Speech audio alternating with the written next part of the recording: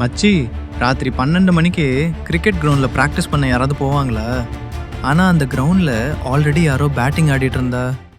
ஒரு வில்லேஜில் ஒரு கிரிக்கெட் கிரவுண்ட் இருக்கு. பகல் ஃபுல்லாக மேட்ச் நடக்கும். ஆனால் சன்செட் அப்புறம் யாரும் அந்த கிரவுண்டுக்கு போக மாட்டாங்க. ஒரு நாள் 4 நண்பர்கள் லேட் ப்ராக்டிஸ் பண்ணலான்னு கிரவுண்டுக்கு போகிறாங்க.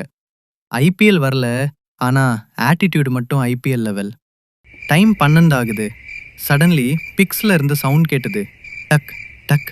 அவர்கள் பார்த்தா பிக்ஸ்ல யாரோ பேட்டிங் பிராக்டிஸ் பண்ணிட்டு இருந்தாங்க. ஆனா ப்ராப்ளம் என்னன்னா, அவன் கால்கள் தரையையே தொட்டிருக்கல. ஒருத்தன் கரேஜ் எடுத்துக்கிட்டு பால் போடுறான். கோஸ் 6 அடிச்சது.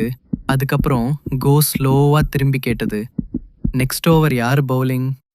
அந்த நாள் அப்புறம் அந்த கிரவுண்ட்ல யாரும் நைட் கிரிக்கெட் ஆடவே மாட்டாங்க. ஆனா அந்த கோஸ் மட்டும் இன்னும் பிராக்டிஸ் பண்ணிட்டு இருக்கான். ஐபிஎல் செலக்ஷனுக்காக இருக்கலாம். இதுதான் டீகோட் மாஃபியா. மறைந்திருக்கும் ரகசியங்களை நாங்கள் டீகோட் பண்ணுவோம்.